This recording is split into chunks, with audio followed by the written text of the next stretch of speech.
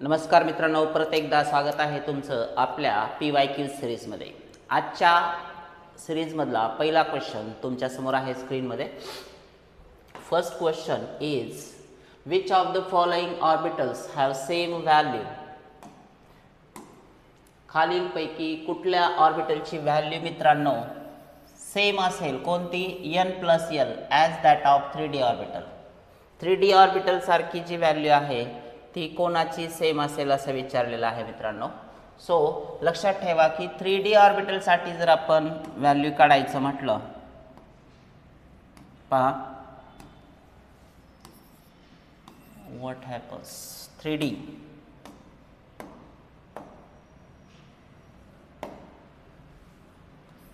हे पहा 3D साठी सगळ्यात अगोदर तर लक्षात ठेवा ज्यावेळी l व्हॅल्यू काढायची असते तर ती s साठी 0 असते, p साठी 1 असते, d साठी 2 असते आणि f साठी 3 असते।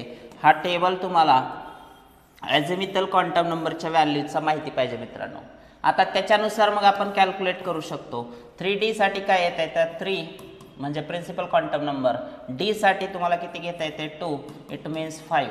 सो 5n+l व्हॅल्यू आली पाहिजे आपली, n+l व्हॅल्यू किती आली पाहिजे 5। आता पहिल्याची किती येते चेक करू शकता तुम्ही, 4+s ला किती आहे 0, म्हणजेच 4+0 4s साठी किती येते 4। त्यानंतर 3s साठी कॅल्क्युलेट करा, 3+0 इट शुड बी 3। 4p साठी कॅल्क्युलेट करा, 4+ इथं p साठी 1 आहे सो 1 इट इज 5। शेवटची पण बघूया आपण, 2p 2+1 it is 3। So 5 value कोणाची येते 4p ची येते। So 4p option C 3D ला मॅच होईल, ठीक आहे। So option C is the correct option for that one. Question number 2, what is the number of moles of sulphur atoms present in n molecules of mustard gas. मित्र हो, mustard गॅसचा formula लक्षात ठेवा अगोदर। दोन्ही बाजूला असे इथिलीन ग्रुप आहेत, त्यानंतर क्लोरीन आहे, मध्ये सल्फर आहे, परत इथिलीन ग्रुप समोरच्या बाजूला आहे, क्लोरीन आहे। So if you consider n moles of mustard gas तर त्याच्यामध्ये सल्फर ॲटम्स एकामध्ये एक असतो, मग n मध्ये किती येईल, n इज इक्वल टू nच येईल। So what is the number of sulphur atoms in the n molecules और n moles of molecules of mustard gas? The answer is n. Question number 3, which of the following is a tricarboxylic acid? मित्रांनो propionic acid मध्ये already monocarboxylic acid आहे, oxalic acid हा dicarboxylic acid आहे, COOH COOH। मॅलोनिक acid हा पण dicarboxylic acid मध्येच तुम्हाला consider करता येईल। सिट्रिक ऍसिड हा एकमेव ऍसिड आहे जो की कसा आहे ट्रायकार्बोक्सिलिक ऍसिड आहे। So this is the structure of citric acid. So 3 COOH group असल्यामुळे सिट्रिक ऍसिड हे तुमचा आन्सर असेल। Next, what is the value of slope if log to the base 10k on y axis. हा आपला graph असेल, त्याच्यावरती y axis वरती काय दिलेले मित्रांनो पाहू शकता आणि x ॲक्सिस वरती काय दिलेले। y ॲक्सिस वरती काय आहे log to the base 10 of k आणि दुसरा आहे वर्सेस 1/t।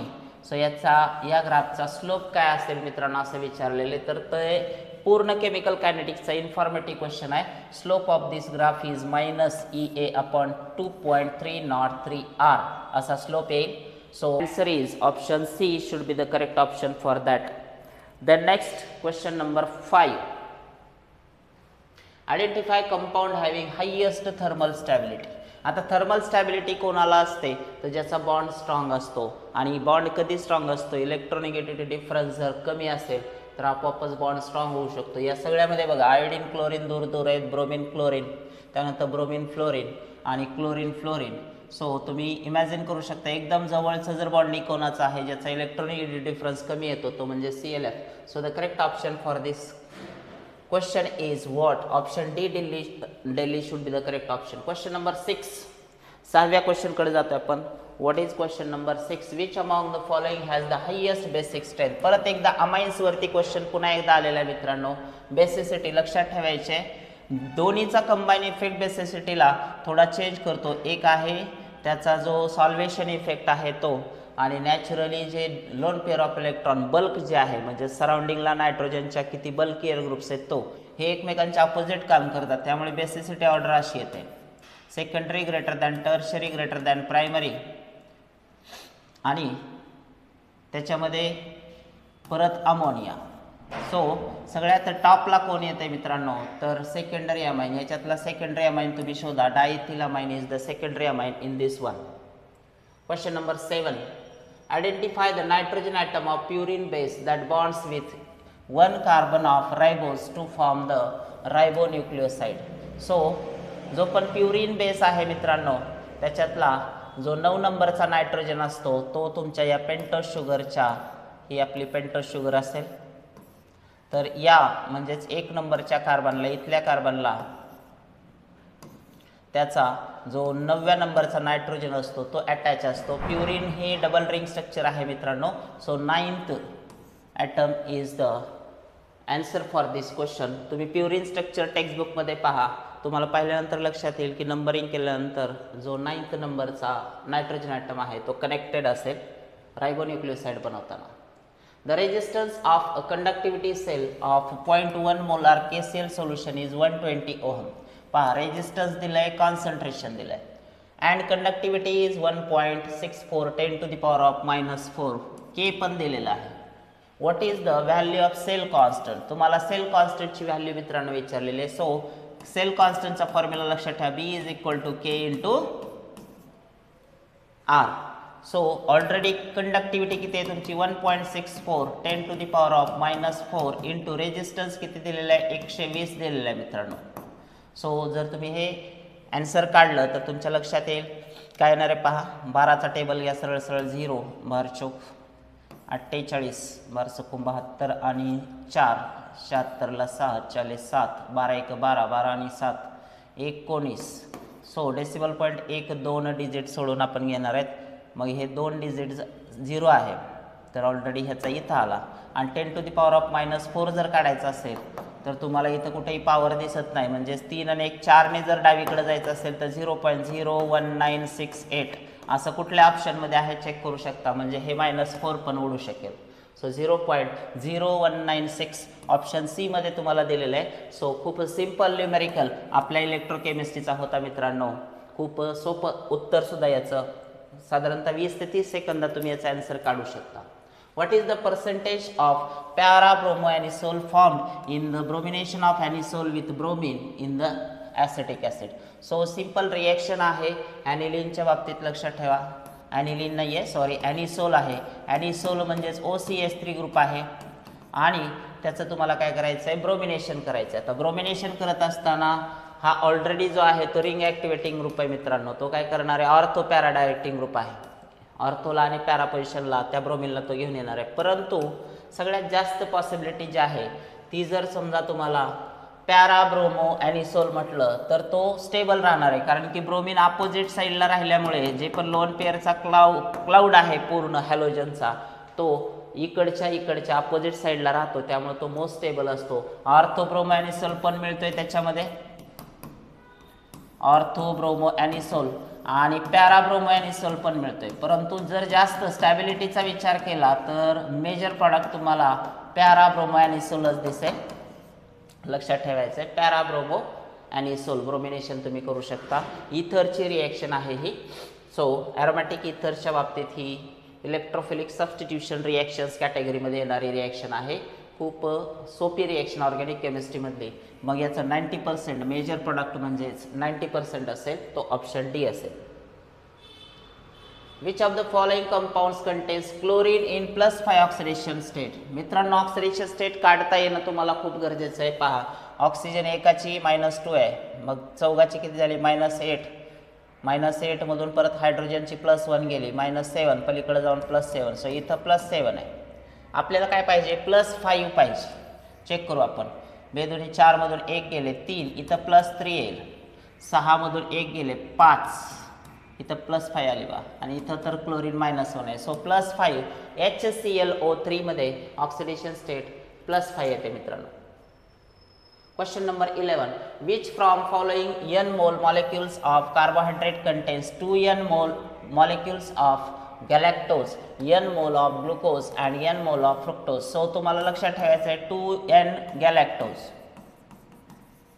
2 गॅलॅक्टोज म्हणजे 2 मोनोसॅकराइड हे झाले. n मोल कोण आहे? ग्लुकोज. आणि n मोल अजून कोण आहे? n मोल ऑफ ग्लुकोज आणि n मोल ऑफ फ्रुक्टोज. म्हणजे एकूण किती मोनोसॅकराइड तयार व्हायलेत पहा. हे 2 आहेत, हे 1 आणि हे 1 म्हणजे 4. टेट्रासॅकराइड वाला कोणता आहे? तर टेट्रासॅकराइड वाला स्टॅच्यूज आहे मित्रांनो. So the correct option for this question number 11 चं राईट आन्सर असेल स्टॅच्यूज. टेट्रासॅकराइड असल्यामुळे त्याचा आन्सर काय असेल? स्टॅच्यूज. नेक्स्ट वन, पुढचा क्वेश्चन आहे calculate H3O plus ion concentration of monobasic acid if it is 0.04%. Percent dissociation तुम्हाला दिलेलं आहे in 0.05 molar concentration of the solution. That is तुम्हाला कॉन्सन्ट्रेशन पण प्रोव्हाइड केलेले. विचारलंय का? H3O plus concentration.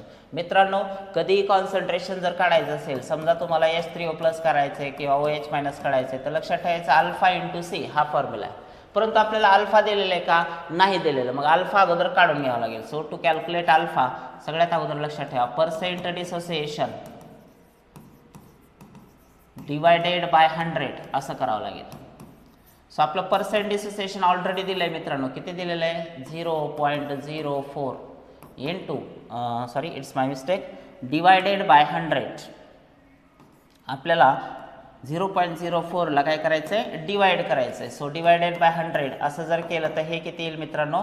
4 into 10 to the power of हे -2 हे -2 -4. असं कुठं आहे का उत्तरामध्ये? बघू शकताय 4 इंटू हां सॉरी हे काय झालं आता? अल्फा. आपल्याला काय विचारलंय? H3O प्लस कॉन्सन्ट्रेशन विचारलेलं. सो अल्फा इंटू करावं लागेल. Therefore H3O plus concentration. So H3O plus कॉन्सन्ट्रेशनला काय करू शकतो आपण? अल्फा आहे आपल्याकडे 4 into 10 to the power of -4 into आपलं कॉन्सन्ट्रेशन किती आहे? कॉन्सन्ट्रेशन गिवन आहे 0.05. सो 4×5 = 20 म्हणजेच हे किती यायला आहे? 4×5 = 20 जर केलं तर decimal point 0.2 into 10 to the power of -4. मग -4 तर कुठं दिसत नाही ऑप्शनमध्ये -5 वाला आहे. ते कसं होऊ शकतं? जर तुम्ही याला इकडे घेतलं मित्रांनो तर हे काय होईल? 2 into 10 to the power of -4 आपोआपच होणार आहे. सो 2 म्हटलं काय? 2.0 म्हटलं काय? Option C is the correct option for this one. So simple calculation ionic इक्विलिब्रियमचा हा क्वेश्चन होता. Next question number 13. Identify an aromatic mixed and tertiary amine. Aromatic पाहिजे म्हणजे बेन्झीन रिंग आली, ती पण डायरेक्टली कोणाला अटॅच? नायट्रोजनला. सो हे फिक्स झालं. त्यानंतर मिक्स्ड पाहिजे आणि टर्शरी पाहिजे म्हणजे इकडं पण अल्किल ग्रुप पाहिजे, कोणता पण जोडू आपण जो कुठला आहे त्याच्यानुसार. 2 अल्किल ग्रुप पाहिजेत आणि टर्शरी म्हणजेच नायट्रोजन असा आला पाहिजे. सो कुठं आहे का असं चेक करू शकताय तुम्ही. हे पहा, हे तर NH म्हणजे सेकंडरी झाला, हा झाला, परंतु मिक्स्ड नाही आहे हा, म्हणून हे पण उत्तर नाही. हे पण ट्रायथिलामाइन टर्शरी आहे पण ॲरोमॅटिक नाही आहे. लास्ट ऑप्शन चेक करा. एक बेन्झीन रिंग आहे आणि 2 मेथिल ग्रुप आहेत तर आहे, म्हणून ऑप्शन डी जो आहे तो आपण कन्सिडर करू शकतो की ॲरोमॅटिक आहे, मिक्स्ड आहे आणि टर्शरी अमाइन आहे. Next question number 14. Which of the following changes occurs during the discharging of lead accumulator. Simple informative इलेक्ट्रोकेमिस्ट्रीचा हा दुसरा क्वेश्चन आहे मित्रांनो, की कोण कन्झ्युम होतं. लक्षात ठेवा लीड अक्युमुलेटरची रिएक्शन अशी चालते. एका बाजूला लीड प्लेट आहेत, एका बाजूला लीड ऑक्साईड प्लेट आहेत आणि खाली जे त्या चेंबरमध्ये सोल्युशन आहे ते आहे सल्फ्युरिक ॲसिड.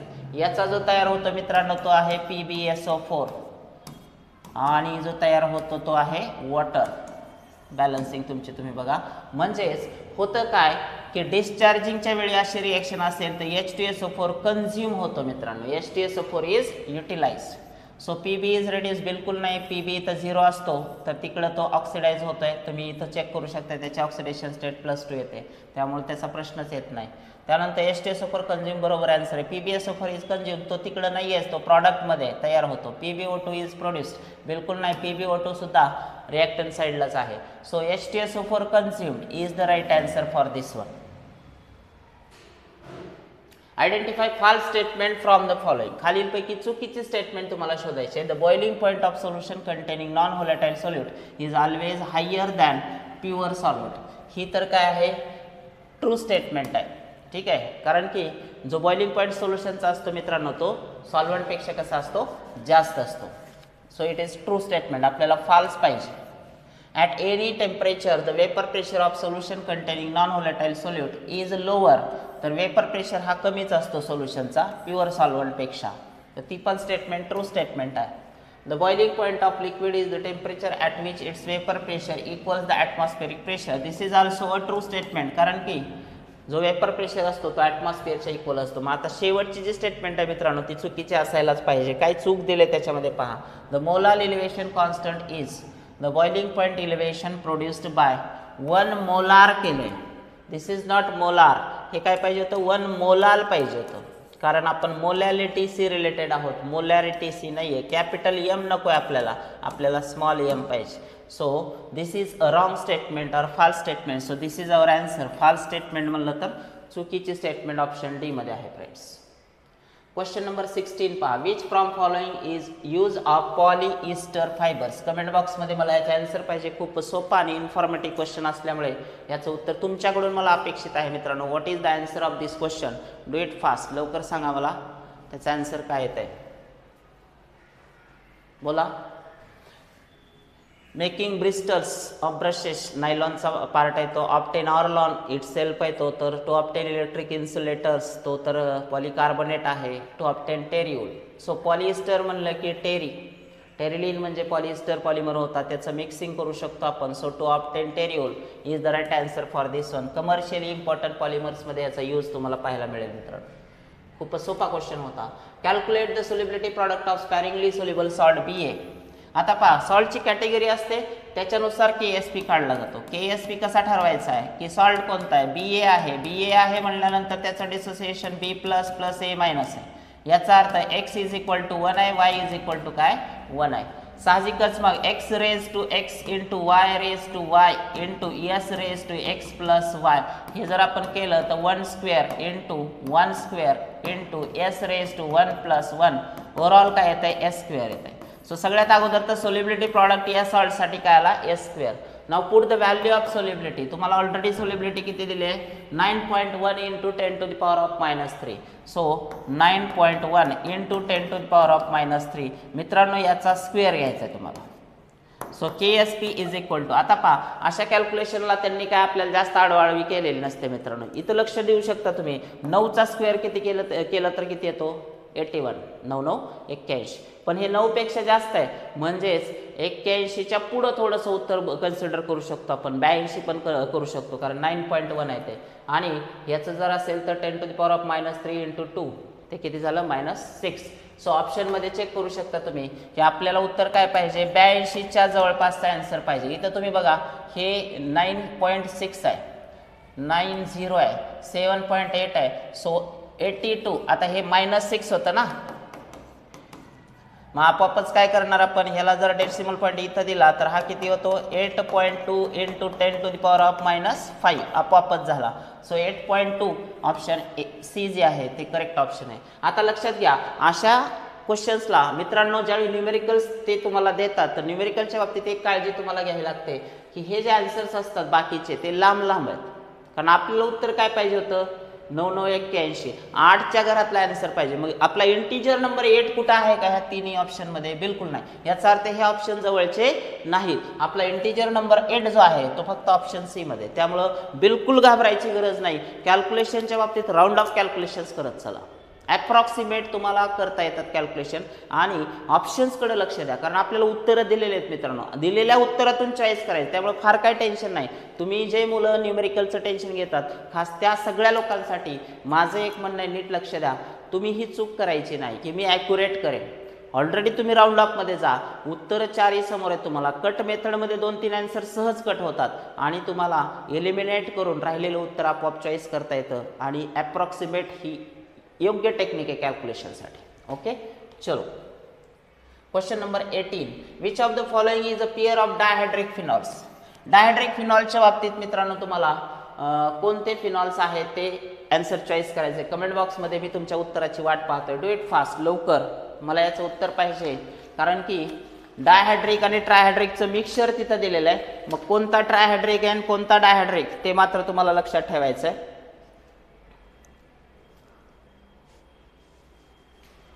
बोला लवकर. हे पहा ऑप्शन ए मध्ये काय दिलंय, रिसॉर्सिनॉल आणि पायरोगॅलोल. सो एक गोष्ट लक्षात ठेवा, पायरो मी वाटल्यास इथं लिहून देतो, इथून पुढे कधीच विसरणार नाही तुम्ही. या पद्धतीने फिनॉलच्या बाबतीत ट्रिक्स लक्षात ठेवावं लागतील तुम्हाला.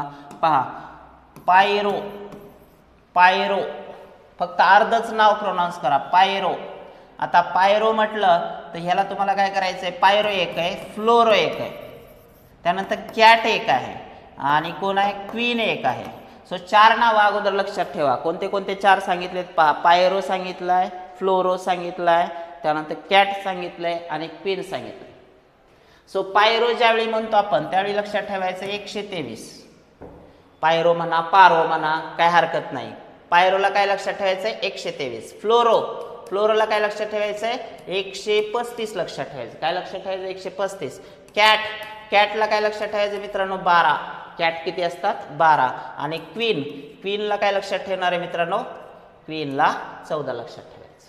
आता हे तुम्ही काय सांगितलंय म्हणचाल सरांनी. सो पायरोगॅलोल मित्रांनो, हे पहा पायरोगॅलोलचं स्ट्रक्चर असं आहे,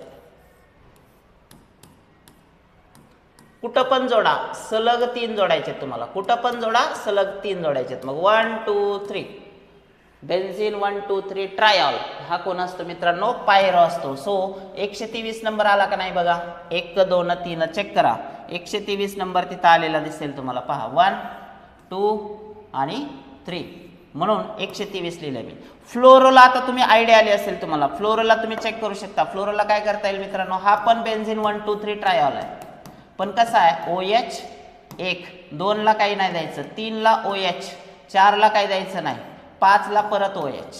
सो 1 3 5, 1 3 5 कुठं कुठं आहे, 1 3 5 ला आहे मित्रांनो. हे पहा 1 ला OH आहे, 3 ला OH आहे आणि तिसरा 5 ला आहे. 1 3 5 135. सो फ्लोरो म्हणलं की काय, 135. कॅट, कॅट, कॅट म्हणजेच कॅटेचॉल, याच्यातला कॅटेचॉल, हे पहा इथं कॅटेचॉल आहे. कॅट म्हणलं तर किती येतंय, 1 2. 1 2 म्हणजे कोण, ऑर्थो, बेन्झीन 1 2 डायॉल असं येतंय. मग हे किती आलं, कॅटेचॉलला कॅट 12, किती असते कॅट 12. आणि क्वीन, क्वीन म्हणजे क्विनॉल, हे पहा इथं क्विनॉल लिहिला. क्वीन म्हणजे किती, 14 असते मित्रांनो, म्हणजे किती पॅरा, बेन्झीन 1 4 डायॉल. हे पहा इथं OH तर इथं OH. सो 1 2 3 आणि 4. सो 1 ला आहे, 4 ला आहे, त्यामुळे क्वीन म्हणलं की 14, कॅट म्हणलं की 12, फ्लोरो म्हणलं की 135 आणि पायरो म्हणलं की 123. 4 आकडे लक्षात ठेवायचे. परत एकदा सांगतो, पायरो 123 मित्रांनो, फ्लोरो 135 मित्रांनो, कॅटेचॉल 112 म्हणजेच 1 2 ऑर्थो पोझिशनला येणार, हे ऑर्थो. त्यानंतर क्विनॉल 14 1 4 पोझिशनला येणार आहे. मग आता लक्षात ठेवा, त्यांनी काय विचारलंय, डायहायड्रिक फिनॉल. मग डायहायड्रिक फिनॉलसाठी कोणते कोणते डायहायड्रिक फिनॉलचं पेअर असेल, पेअर म्हणजे जोडी. आता तुम्ही इथे विचार करू शकताय, रिसॉर्सिनॉल अँड पायरोगॅलोल, याच्यातला हा कोण आहे, पायरो बद्दल मी तुम्हाला आत्ताच सांगितलं, 1 2 3 आहे, ट्रायॉल आहे, हो की नाही, डायहायड्रिक नाहीये म्हणून हे कटला. क्विनॉल अँड फ्लोरोग्लिसिनॉल, हे पहा फ्लोरो बद्दल 135 आहे म्हणजे हा पण गेला, कारण क्विनॉल आहे डायहायड्रिक, क्वीन म्हणलं की 14 डायहायड्रिक आहे, परंतु एक गेला. फ्लोरोग्लिसिनॉल अँड पायरोगॅलोल बिलकुल नाही, हे तर दोन्ही पण तसेच आहेत. कॅटेचॉल अँड क्विनॉल, हे किती आहे, कॅट 12, क्विनॉल किती 14, म्हणजे ऑप्शन डी असेल, ऑप्शन डी असेल मित्रांनो. मी तुम्हाला कमेंट बॉक्समध्ये रिसॉर्सिनॉलच्या पोझिशन बद्दल विचारतोय, what are the positions in case of resorcinol. Okay, बाकी तर मी तुम्हाला सांगितले, हे 4 मी सांगितलेत. रिसॉर्सिनॉल तुम्हाला सांगायचं, मी कमेंट बॉक्समध्ये तुमच्या आन्सरची वाट बघतोय. So our answer is catechol and quinol. Question number 19, which compound is used in medicine as barium meal. Pure informative question आहे. बॅरियम मील मध्ये असतो मित्रांनो barium sulphate. 5 second 2 second question. Barium sulphate असतो. If 100 liter gas is enclosed in a cylinder, absorbs 302 of 0.6 joules of heat and expands 200 liters against constant external pressure up to atmosphere. Calculate internal energy change of the gas. So तुम्हाला delta U काढायला सांगितलेले मित्रांनो, आणि काय काय माहिती दिलेली आहे ते पण तुम्ही बघा. ॲब्सॉर्ब्स हीट म्हणताय, एवढी हीट ॲब्सॉर्ब करताय, and एक्सपॅन्स 200 liters expands to 200 liters against constant external pressure up to atmosphere. I have to check the question once again. First of all, question number 20.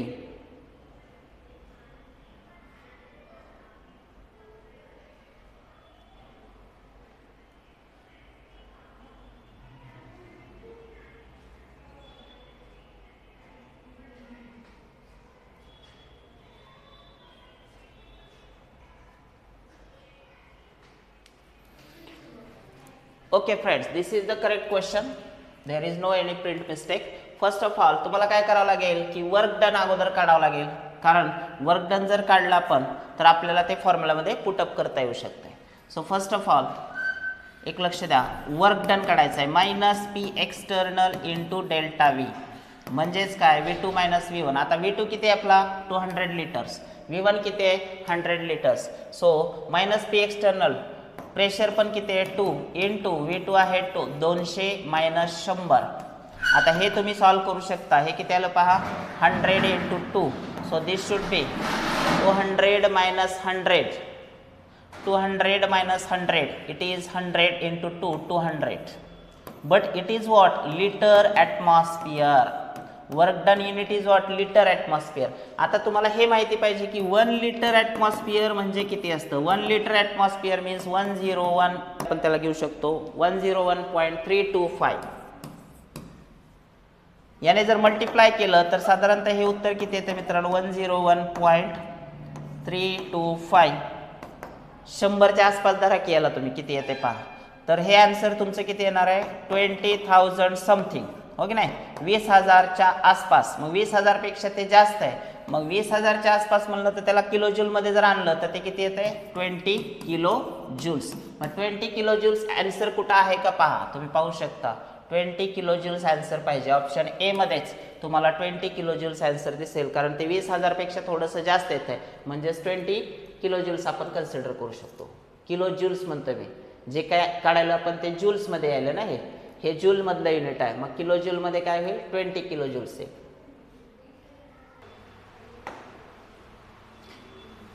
चलो question number 21. What is the molar mass of third member of homologous series if the molar mass of first मेंबरचं molar mass दिलंय मित्रांनो, किती दिलंय तुम्हाला 46 दिलंय. So first मेंबरचं molar mass 46 आहे. तुम्हाला थर्ड मेंबरचं विचारलंय. सो सगळ्यात अगोदर तर लक्षात ठेवा की न्यू मेंबरला मास किती ॲड होतं होमोलॉगस सिरीजमध्ये, तर ते आहे मेथिलीन ग्रुप, म्हणजे किती कार्बन 12 अधिक 2 हायड्रोजनचं 2 म्हणजे 14. सो सेकंड मेंबरला 14 ॲड होईल, परत थर्ड मेंबरला 14 ॲड होईल. 14 दोन्ही 28, मग 46 अधिक 28 जर केलं तर तुमच्या लक्षात येईल की हे किती येत आहे 74 gram. So the correct option is B Bombay. Third मेंबरचं जे मोलार मास असेल ते किती असेल मित्रांनो 74 ग्रॅम्स असेल. चलो क्वेश्चन नंबर 22 के पास जाएंगे हम. Identify chiral molecule from the following. खालीलपैकी कायरल मॉलिक्यूल कुठला आहे मित्रांनो. सो 2-क्लोरोप्रोपेन असू शकत नाही, कारण इथं 1 2 3 तुम्ही या दोन्ही बाजूला मेथिल ग्रुपच येणार आहेत क्लोरीन जर इथं जोडला तर, म्हणून मग मेथिल ग्रुप रिपीट होतो, कुठलाच कार्बन असिमेट्रिक नाही आहे. 2-क्लोरो 2-मेथिल ब्युटेन. आता पहा 1 2 3 4 याच्यामध्ये क्लोरीन इथं आहे आणि त्याच्यानंतर मेथिल इथं आहे. आता इथं पण मेथिल व्हायला ना, मग 2 मेथिल इथं होत आहेत म्हणून हे पण कटला. त्यानंतर 3-क्लोरो 3-मेथिल ब्युटेन 1 2 3 4. 3-क्लोरो कसं होऊ शकतं याच्यामध्ये मित्रांनो, तुम्ही ज्यावेळी क्लोरीन जोडणार आहे, समजा इथं घेतला क्लोरीन आणि इथं मेथिल घेतला तर हे 3-क्लोरो होतच नाही. हे काय आहे ऑलरेडी 2-क्लोरोच आहे, त्यामुळे हे सुद्धा चुकीचं आहे. एकच राहिला 2-क्लोरो ब्युटेन. इथं मात्र ते पॉसिबल आहे. कसं, तर इथं क्लोरीन आहे, इथं मग हायड्रोजन येईल, इथं CH3 येईल आणि हा CH2 CH3 म्हणजे C2H5. So this carbon is asymmetric, hence option D is the correct option for this one. 2-chlorobutane is the right answer for asymmetric molecule or chiral molecule. Chalo, question number 23. Which from the following solids exhibits isotropic properties? So what are isotropic properties? First of all, try to understand isotropic properties. काय असतात मित्रांनो isotropic properties? तर all same in all direction.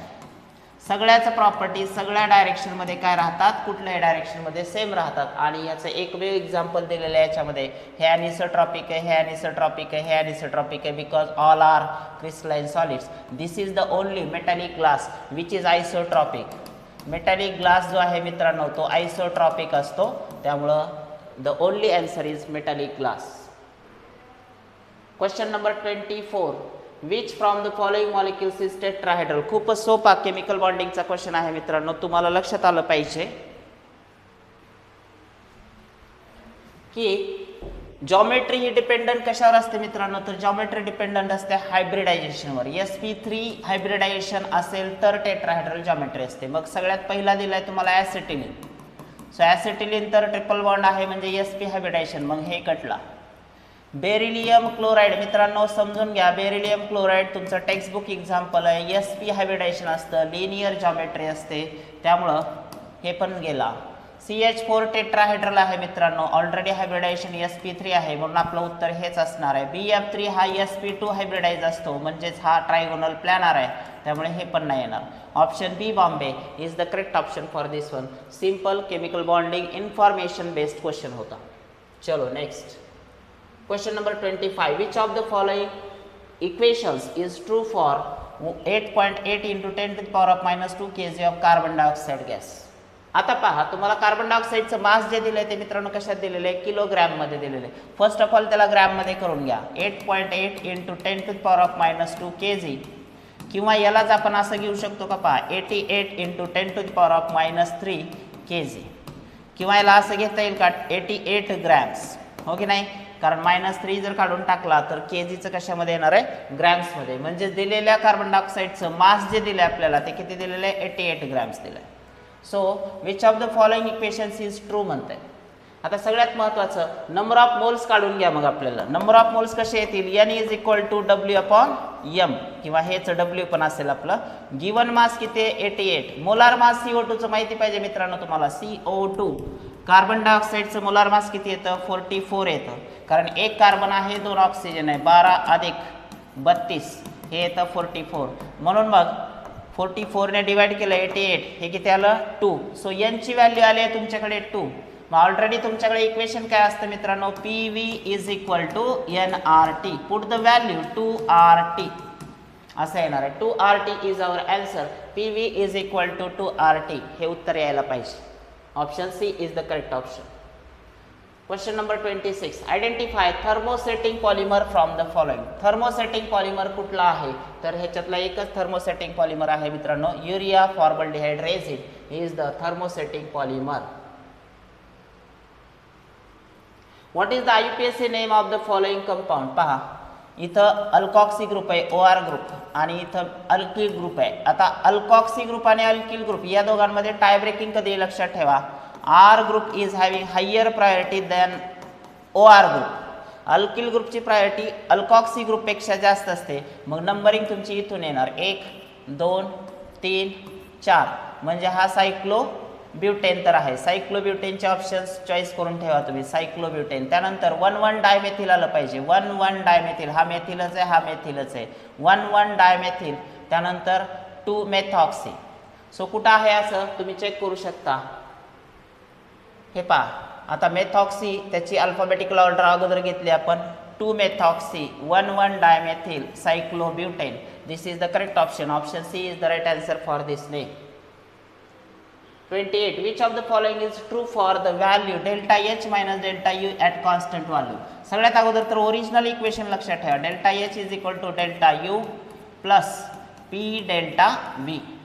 पण ते काय म्हणाले, constant volume. आता constant म्हणजे काय असतं, तर इनिशियल व्हॉल्यूम आणि फायनल व्हॉल्यूम सेम ठेवायचं मित्रांनो. जर तुम्ही तसं ठेवलं तर delta H is equal to delta U plus P into, पहा V1 is equal to V2 आहे, ऑलरेडी ते इक्वेशनमध्ये मी ठेवतो. जर आपण V2 आणि V1 सेम समजलं तर ते कुठल्याही एका फॉर्ममध्ये जर मांडलं तर हा डिफरन्स किती येतो मित्रांनो, 0. डायरेक्टली आपण 0 ठेवून टाकू तिथं. So P into 0 is what? P into 0. It means the complete term is 0. So delta H now becomes equal to only delta U. And if you take this on the left hand side, therefore delta H minus delta U, it should become 0. So 0 is the right answer for this calculation. At constant volume, delta H minus delta U becomes 0. Next question. Which from following nanomaterials has 2 dimensions less than 100 nanometers. खालील पैकी कुठल्या नॅनोमटेरियलचे 2 dimension लेस than 100 नॅनोमीटर्स आहेत, म्हणजेच 1 dimensional पाहिजे तो, 2 dimensional कमी आहेत म्हणल्यानंतर. So nano wires is the only answer because micro capsules, quantum dots nano rings ह्यांचे जे आहेत ते ऑलरेडी हे कसे आहेत की 0 डायमेन्शनलमध्ये यांचे जास्त पॅरामीटर्स येतात. याला मात्र 2 डायमेन्शन लेस दॅन 100 नॅनोमीटर्समध्ये याचा अर्थ 1 डायमेन्शनल पार्टिकल पाहिजे. मग 1 डायमेन्शनलमध्ये nanowires is the right answer. Information based question on the green chemistry and nanochemistry. 30. What is the IUPAC name of the following compound? खालीलपैकी दिलेल्या कंपाऊंडचा IUPAC नेम शोधा मित्रांनो. पहा, अल्किन हा प्रायोरिटीला जास्त जाईल हॅलोजनपेक्षा. 1 2 3 डाव्या बाजूने पण 3 नंबरला येतो. पण उजव्या बाजूने जर बघितलं तुम्ही 1 2 3 3 नंबरला अल्किन पण आहे आणि हॅलोजन पण आहे. दोन्ही फंक्शनल ग्रुप एकाच 3 नंबरला येतात म्हणून इकडून नंबरिंग केलं. 1 2 3 4 5 6. सो हा असेल आपला हेक्स 3. सो हेक्स 3 तर तुमच्या नावामध्ये पाहिजे कंपल्सरी. त्यानंतर मेथिल एक आहे 4 ला आणि 3 ला ब्रोमिन आहे. तर ब्रोमिनची प्रायोरिटी ऑर्डर अगोदर घ्या. 3 ब्रोमो 4 मेथिल. 3 ब्रोमो 4 मेथिल कुठं आहे पहा. 3 ब्रोमो 4 इथिल आहे पहिला कटला. 3 ब्रोमो 4 मेथिल हेक्स 3 हे आन्सर असू शकतं. 4 ब्रोमो नाहीये, 3 ब्रोमो आहे त्यामुळे हे पण कटला. 4 ब्रोमो इथं पण लिहिलेलं आहे. सो 3 ब्रोमोचं करेक्ट आन्सर असेल. One of the simplest question of GOC that is general organic chemistry topic. 31. Calculate the radius of an atom of a metal if it forms simple cubic unit cell with the edge length 380 picometers. Data थोडा इकडे तिकडे झालाय.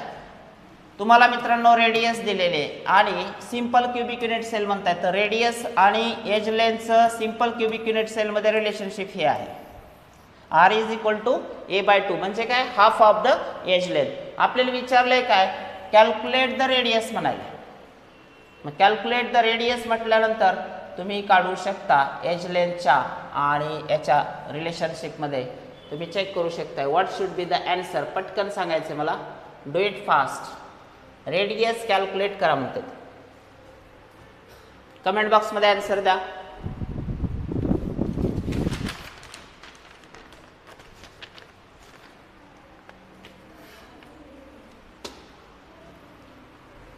So as length ए किती दिलेली तुम्हाला इकडे आलेलं आहे आन्सर त्याचं 380 पिकोमीटर्स आणि डिवायडेड बाय 2 करावं लागेल. So this should be 190 picometres. Radius किती येईल, half of the edge length. Half of the edge length म्हणल्यानंतर 190. Option C is the correct option.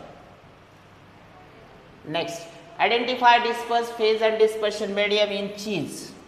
चीजमध्ये काय असतं मित्रांनो, disperse phase and dispersion medium in cheese. चीजमध्ये liquid in solid असं combination असतं. Liquid in solid कुठं आहे पहा. Liquid disperse phase in solid dispersion medium पहिलाच ऑप्शन असणार आहे. So correct option is option A. One of the simplest form of question you can check it. Liquid in solid is the combination of चीज.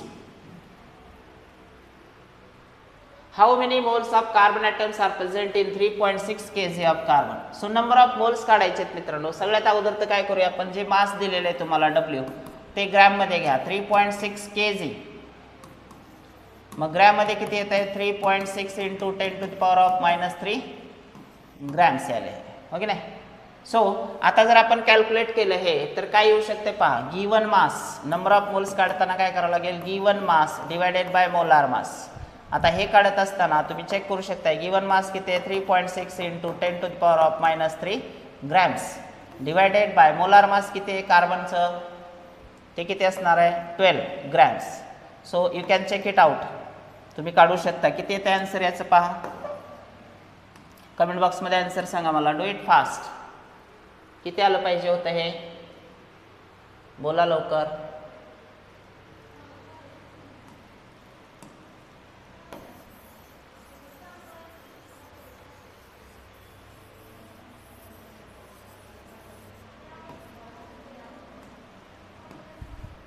चलो इसका solution देखते हैं friends. Given mass is 3.6 kg. So it should be first of all converted into grams. समजा जर आपण grams मध्ये घेतलं 3.6 इंटू 10⁻³ ग्रॅम्स. आता आपल्याला नंबर ऑफ मोल्स काढायचे आहेत. तर given mass divided by molar mass. Given mass किती आहे 3.6 10⁻³ डिवायडेड बाय मोलार मास किती आहे 12. एका कार्बन ॲटमचं किती असतं 12. मग 12 असतं तर त्याच्यावरून समजून घ्या 12 12 त्रिक 36. सो 0.3 आहे. 0.3 कुठे आन्सर आहे का इथं 3 आहे, पण ते सोपं होऊ शकतं कारण याला जर मी 3 केलं तर हा आपोआपच 10 to the power of 2 होईल मित्रांनो. So 3 × 10 to the power of 2 कुठं आहे, ऑप्शन ए मध्ये आहे. So correct option is option A. 34. Calculate enthalpy change for the following reaction. तुम्हाला खालील रिएक्शनसाठी एन्थाल्पी चेंज काढा म्हणून विचारलेले मित्रांनो. पहा, CH2 double bond CH2 ethane आहे, H2 आहे आणि इथेन तयार झालेला आहे. बॉन्ड एन्थाल्पी सगळ्या दिलेल्या आहेत तुम्हाला, इथं डेटा प्रोव्हाइडेड आहे आणि विचारलंय काय एन्थाल्पी चेंज काढायचं म्हणजे तुम्हाला delta RH0 of the reaction काढायचं. याचा फॉर्म्युला काय असतं मित्रांनो, sum of the enthalpy of the reactant bonds. काय असते, रिएक्टंट बॉन्ड्स बॉन्ड एन्थाल्पी आहे आणि मायनस करायचे sum of the bond enthalpies of product bonds असते. सो रिएक्टंट बॉन्ड्स अगोदर कुठले कुठले आहेत पहा. CH बॉन्ड किती आहे तिथं 4. सो 4 × CH बॉन्ड, पहिला CH बॉन्ड आहे 414. इट्स माय मिस्टेक, 414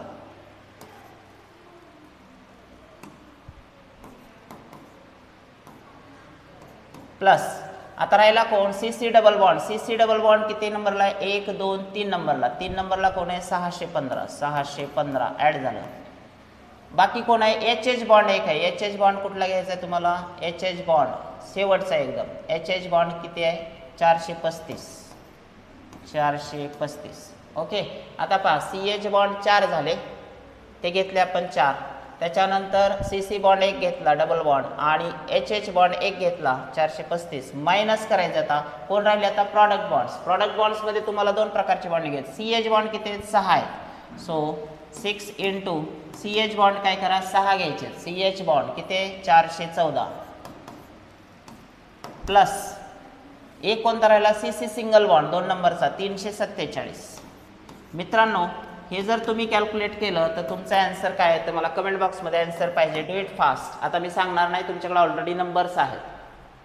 इथं पहा 4 × 1600 झालं, 16 × 6 22, 22 × 4 इथं 27. साधारणतः 2700चे थोडं पुढे येते आन्सर. आणि इथं जर पाहिलं तर 7 × 24, 24 आणि 3 ऑलरेडी हे किती यायला आहे 24 आणि 3 27. परंतु हे जे आन्सर आहे ते जास्त यायला लागले याच्यापेक्षा, म्हणजेच हे 2700च्या आसपास यायला आहे, परंतु हे 2800 यायला आहे. म्हणजेच 27 - 28. याचा अर्थ येणारा आन्सर तर निगेटिव्हच यायला पाहिजे. कितीचा डिफरन्स यायला आहे ओव्हरऑल जर कॅल्क्युलेट केलं तर तो -125चा डिफरन्स आहे. So correct option is B Bombay.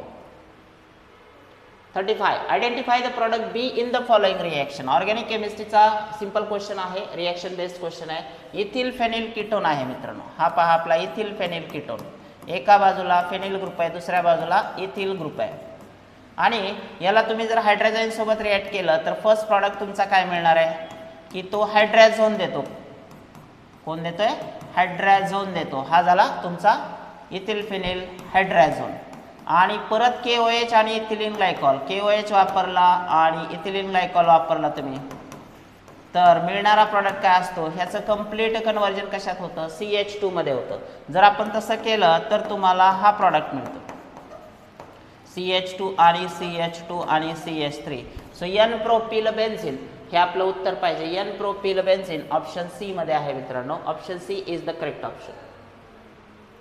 Question number 36. Which from following is not lanthanoid element. Lanthanoid element कोणता नाही, लक्षात ठेवायचं. लॅन्थेनॉइड इलेमेंट PM आहे, ER आहे, YB आहे, HF आहे. मित्रांनो HF हा ऑलरेडी ट्रान्झिशन इलेमेंट आहे. ट्रान्झिशन इलेमेंटमध्ये लॅन्थेनॉइड इलेमेंट तो येत नाही, म्हणून hafnium is the right answer. For the reaction A plus 3B that gives 2C, rate of consumption of A is 1.4 mole per dm³ per second. Calculate rate of formation of C. पहा आता तुम्हाला C चा rate काढायचा याचा. A चा तुम्हाला दिलेला आहे, A चा किती दिला आहे 1.4 दिला आहे आणि C चा विचारलेला आहे. सो C चा याच्या काय असेल सांगा 1/, हे पहा rate of formation of C 1/2 rate of formation of C is equal to rate of consumption of A. हे आपलं झालं ओरिजिनल इक्वेशन. आता आपल्याला ऑलरेडी काय दिलंय आणि काय विचारलंय, A चा दिलाय C चा विचारलंय. देअरफॉर हा 2 पलीकडे जाताना मल्टिप्लिकेशन मध्ये जाईल. Rate of formation of C is equal to 2 × जे काय असणार आहे ते 2 into rate of consumption of A. मग ऑलरेडी किती आहे हा 1.4, त्याच्या दुप्पट घ्या ना. मग 1.4 च्या दुप्पट किती येईल 2.8. So option C is the correct option for this one. 2.8 is the right answer. Question number 38. Identify the major product obtained in the following reaction. या दिलेल्या रिएक्शन मध्ये मेजर प्रोडक्ट कुठला असतो मित्रांनो? क्लोरोबेन्झिन. ऑलरेडी तो कसा आहे ऑर्थो पॅरा डायरेक्टिंग आहे आणि तुम्ही त्याचं काय करताय क्लोरीन सोबत रिएक्शन करताय. अनहायड्रस FeCl 3 कॅटलिस्ट आहे. सो दोन प्रॉडक्ट मिळणार आहेत, एक ऑर्थोचा मिळेल आणि एक पॅराचा मिळेल. ऑलरेडी क्लोरोबेन्झिन आहे म्हणजे डायक्लोरोबेन्झिन मिळणार आहे. एक ऑर्थो डायक्लोरोबेन्झिन आणि दुसरा पॅरा डायक्लोरोबेन्झिन. पण विचारलाय कोणता? Major product. मग मेजर प्रोडक्ट कुठला असतो? तर ऑर्थो नसतो. कधी लक्षात ठेवायचं कोणता असतो? पॅरा असतो. मग पॅराचा कुठे पाहायचं? हे तर ऑर्थो आहे, हा असेल पण मायनर असेल. हा तर मेट आहे, ह्याचा विषयच नाही, हा असतच नाही. हा तर तुमचा ॲरोमॅटिकच नाही, बेन्झिन रिंगच नाही आहे. इथं पहा तुम्ही, हा इथं आहे तर 1 2 3 4 नंबरला दुसरा म्हणजे हा 1.4 आहे जो की पॅरा आहे म्हणजे मेजर प्रोडक्ट आहे म्हणजेच 90% आहे. So option D is the correct option for this one. 39. What is the EN of copper? कॉपरचा EN काढायचा आहे. 2+ चार्ज अमोनिया न्यूट्रल असतो मित्रांनो. मग कॉपरचा जो Z आहे Z - X + Y हा फॉर्म्युला आहे आपला EAN रूलचा. सो ज्यांना ज्यांना हा फॉर्म्युला पाठ आहे त्यांचं अर्ध काम सोपं झालं. कॉपरचा ॲटॉमिक नंबर आहे मित्रांनो 29 मायनस ऑक्सिडेशन स्टेट तुम्ही काढू शकता. हे न्यूट्रल आहे आणि हे +2 म्हणजे हाच ह्याचा चार्ज असेल. सो +2 म्हणजे 2 इलेक्ट्रॉन दिले प्लस Y. अमोनिया किती आहे 4. एक अमोनिया किती देणार आहे 2. मग 4 दुनी 8. Y म्हणजे नंबर ऑफ इलेक्ट्रॉन डोनेटेड 8 दिलेले आहेत. 29 - 2 27 + 8 हे किती येते मित्रांनो 35. सो EAN रूल नुसार याचा आन्सर किती आलाय 35. Option D is the correct option for this one. 40. Calculate the number of unit cells in 10.8 grams of metal rho into A³ दिलेले मित्रांनो. जर तुम्हाला नंबर ऑफ युनिट सेल्स हा फॉर्म्युला माहिती असेल, cells in X gram of metal, तर हा formula खूप सोपा आहे मित्रांनो.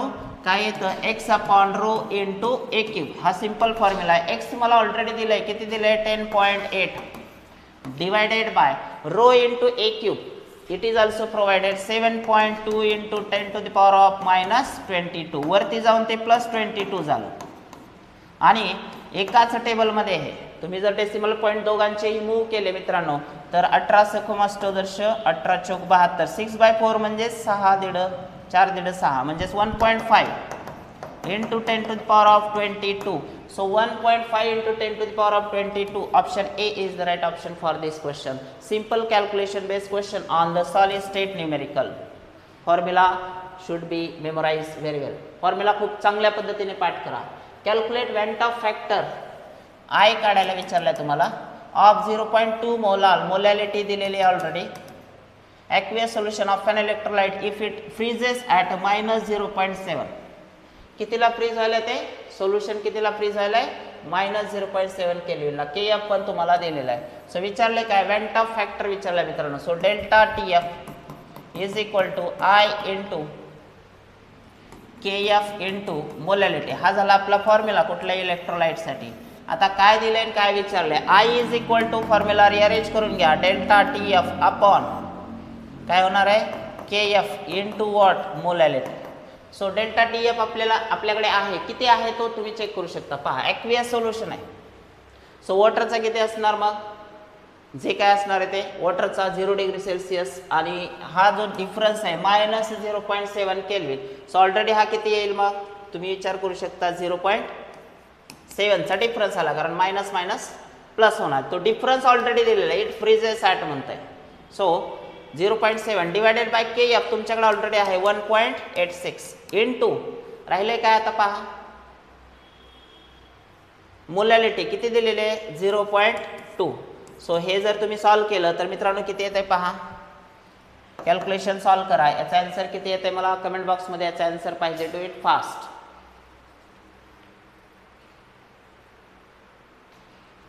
बोला लवकर. डेसिमल पॉईंट मूव्ह करत चला, सोपं काम होईल. आता हे जर 2 केला पण -1चा +1 झाला म्हणजे हे 7 झालं. याचा पण -2चा वरती आणा +2 झाला म्हणजे हे 700 झालं.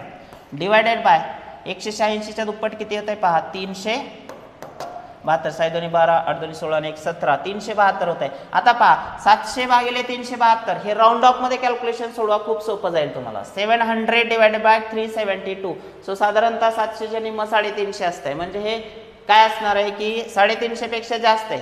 तर आपलं उत्तर 2 नाही येणार, 2 पेक्षा थोडंसं कमी येईल, कारण 372 गुणिले 2 जर केलं तुम्ही तर ते किती येत आहे 372 गुणिले 2 2 2 4 7 2 14 आणि 2 3 6 6 आणि 1 7 744 येईल. मग ते पुढे चाललंय, याचा अर्थ हे उत्तर काय असेल 1.8 किंवा 9च्या आसपास असेल, जवळपास असेल, दुपटीच्या जवळपास आहे ना ते. हे पहा 744 आणि 700 हे फिगर जवळपास आहेत. मग 1.8च्या आसपास कुठला आहे का आन्सर? हे पहा 1.3 खूप दूरचा आहे, कटला. 1.1 हे पण खूप दूर आहे, 1.4 हे पण खूप दूर आहे, म्हणजे कोणतेच ऑप्शन 1.8च्या जवळ नाहीत. मग आपलं हेच उत्तर असेल.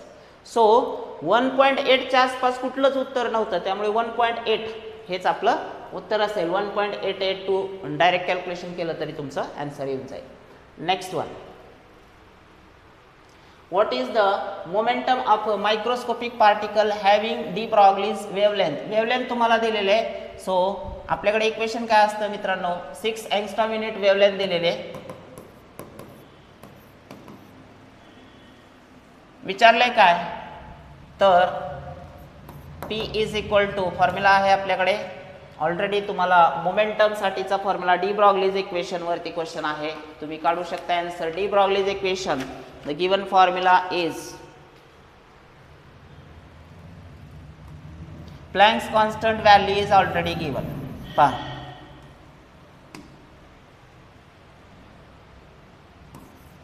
h upon p, so lambda is equal to h upon p. Planck's constant value किती दिली आहे मित्रांनो? ऑलरेडी दिली आहे 6.63 10 to the power of -34 divided by p. हां काढायचं आहे का आपल्याला? मोमेंटमच काढायचं, तर फॉर्म्युला रिअरेंज करा. Therefore P is equal to h upon lambda असं घेऊ शकतो आपण. मग हेच इक्वेशन मध्ये ठेवा. लॅम्बडा वेवलेंथ 6 दिलेली होती तुम्हाला, पण त्या एंगस्ट्रॉम युनिट मध्ये त्याला मीटर मध्ये घेऊ शकतो आपण. 6 × 10 to the power of -10. हे जर सॉल्व केलं तुम्ही तर किती येते पहा, 34 मधून 10 गेले 24, एक तर हे राहिलं 10 to the power of -24 आणि 6 ने याला डायरेक्ट डिवाइड करा. 6 1 6 6 1 6, खाली उरले जे काय असतील ते 0 आणि 6 पंचे 30. 1.105 कुठं आहे का पहा, 1.1 इथं आहे. Option B is the right answer for this one. 43 which from following species acts as base 1 according to Bronsted Lowry theory. पहा लोरी अँड ब्रॉन्स्टेड नुसार कॉन्जुगेट ॲसिड बेस पेअर्स असतात. कॉन्जुगेट ॲसिड बेस पेअर्स मध्ये तुम्ही शोधू शकता की आता हा HCl आहे, तर हा आपला ॲसिड 1 झाला. HCl जर ॲसिड 1 झाला मित्रांनो, तर याचा बेस जो असतो तो काय असतो, बेस 1 असतो. मग आता ॲसिड मधून प्रोटॉन मायनस केला Cl मायनस, हा झाला आपला बेस 1. लक्षात आलं? समजा आता याच्यामध्ये जो शिल्लक आहे, तुम्ही इथं पहा अमोनिया हा बेस आहे. अमोनिया जर तुम्ही बेस 1 म्हटलं याला, हे पहा अमोनिया बेस, हे तर झाला बेस 1 आपला. अमोनिया आता बेस 2 झाला. मग याला खाली लिहितो मी, अमोनिया इज बेस 2. याला आपण 2 म्हटलं तर ह्याचा ॲसिड कसा निघणार आहे? मग ॲसिड 2 कसा निघेल? तर ह्यानं प्रोटॉन घेतल्यानंतर प्रोटॉन डोनर यायला पाहिजे तिथं, NH4+, हा झाला त्याचा acid 2. So acid 1 base 1, acid base हे झाला बेस 2, तर हा झाला ॲसिड 2. लक्षात ठेवायचं, फार कॉम्प्लिकेशन करायची गरज नाही. ॲसिड 1 मधून प्रोटॉन काढून टाका, त्याचा बेस 1 मिळतो. परत एकदा ऐका, ॲसिड 1 मधून प्रोटॉन काढून टाका, बेस 1 मिळतो. कळलं का? कुठल्याही 2 स्पेसिस मधला डिफरन्स तुम्हाला ते देऊन टाकू शकतो. सो ॲसिड HCl होता आणि हा A1 झाला, तर याचा बेस 1 काय असेल, त्याचा प्रोटॉन काढल्यानंतर Cl-. So Cl- is the right answer. Option A मध्येच ते आहे. Which of the following reactions represents Clemmensen reduction? खालीलपैकी कोणत्या रिएक्शन मध्ये क्लेमेन्सन रिडक्शन आहे मित्रांनो? क्लेमेन्सन रिडक्शन, क्लेमेन्सन रिडक्शन मध्ये काय घडतं पहा, झिंक अमालगम इन HCl हा रिएजंट वापरलेला असतो. सो ZnHg इन HCl कुठं आहे पहा, चेक करा. ए मध्ये नाहीये, बी मध्ये नाहीये, सी मध्ये आहे. So C is our right answer. ही आहे आपली क्लेमेन्सन रिडक्शन. नेम रिएक्शन आहे, one of the name reaction वर क्वेश्चन आहे. Next 45. Which from following catalyst is used in the Haber's process for manufacture of ammonia? खालील पैकी ammonia बनवताना कोणता कॅटॅलिस्ट वापरला जातो? सिंपल इन्फॉर्मेटिव्ह क्वेश्चन आहे. MnO2 is the right answer for that.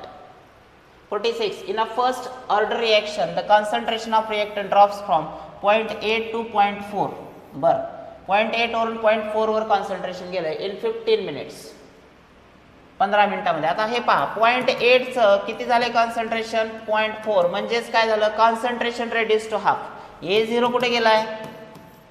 A0 becomes A0/2 झाला, half झालाय ना.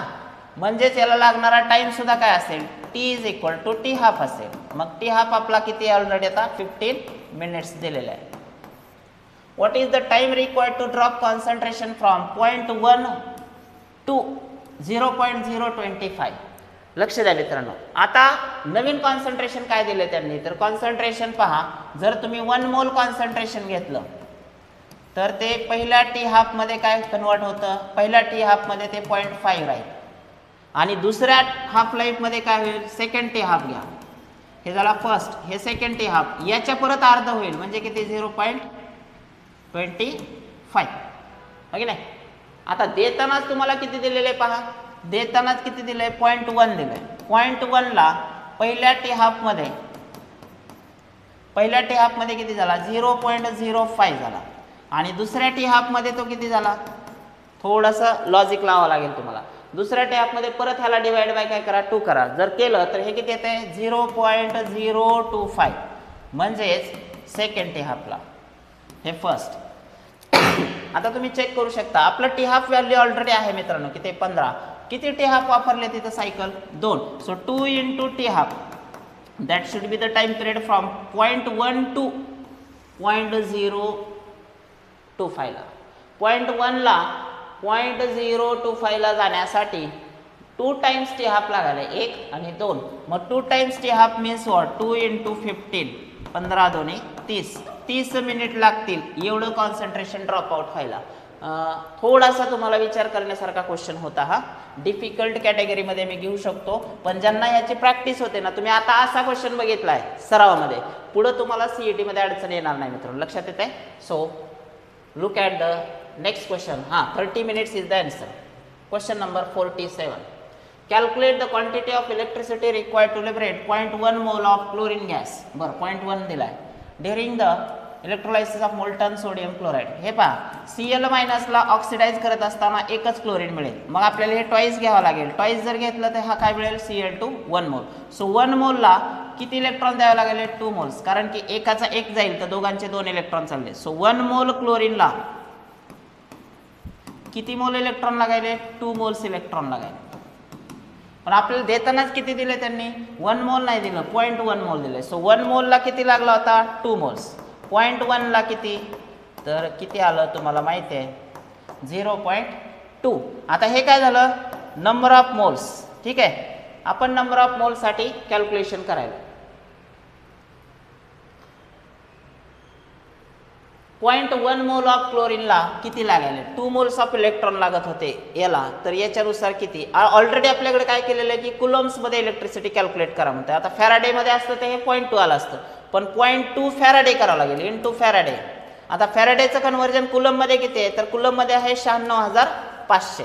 मग 0.2 ऑफ 96,500 हे जर केलं मित्रांनो, therefore amount of electricity is equal to 0.2 into 96,500.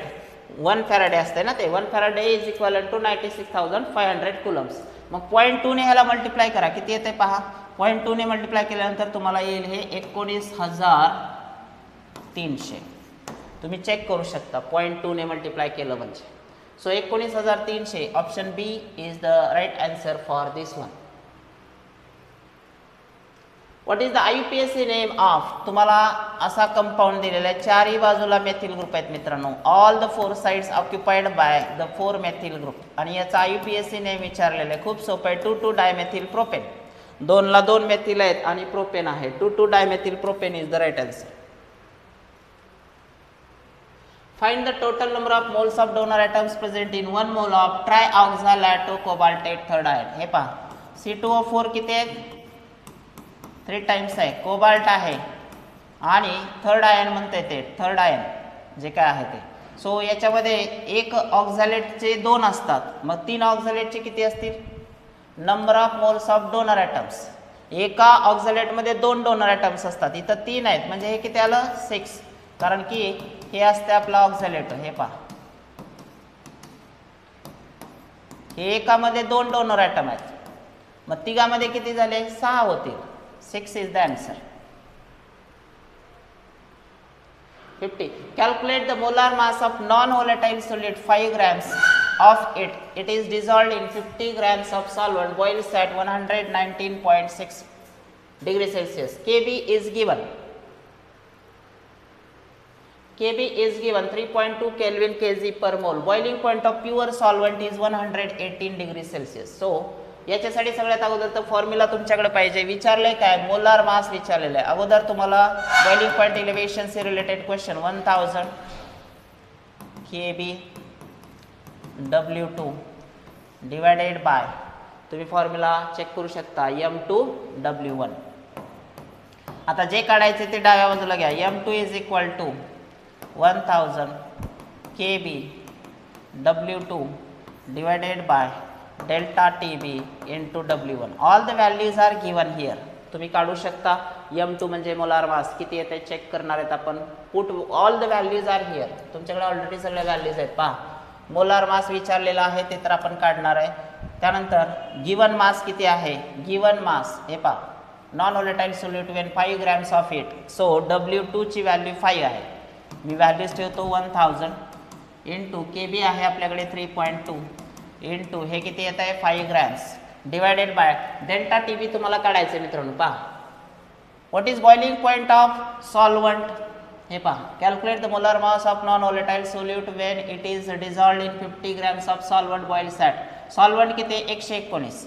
आणि त्याचं जे सोल्युशन आहे, boiling point of pure solvent 118 आहे आणि सोल्युशनचा किती आहे? 119. म्हणजेच तुम्हाला हा डिफरन्स किती मिळतो? 119 मधून 118 मायनस करा. 119.6 मायनस 180. हे किती आला डिफरन्स? बोला पटकन. 1.6. सो 1.6 चा हा डिफरन्स जो आहे तो काय असेल आपला? डेल्टा टीबी असेल. मग डेल्टा टीबी ची व्हॅल्यू ठेवली आपण 1.6 into W1 mass of pure solvent किती आहे? 50 ग्रॅम्स. सो हे सगळं जर सॉल्व केलं तर मला वाटतं तुम्ही उत्तर सांगू शकता मित्रांनो.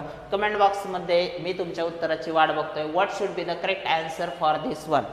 तुम्हाला उत्तर स्वतः द्यायचं आहे मित्रांनो. काय येतं आन्सर मला सांगणार आहे तुम्ही. बोला, किती येतं कॅल्क्युलेशन याचं?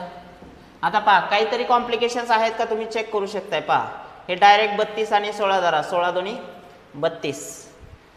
5 5 1 5 आणि हे 5 10 50. 0 0 गेट्स कॅन्सल्ड. 100 गुणिले 2 म्हणजे किती यायला पाहिजे? 200 grams per mole. Option C is the right answer for this one. So this much is for today friends.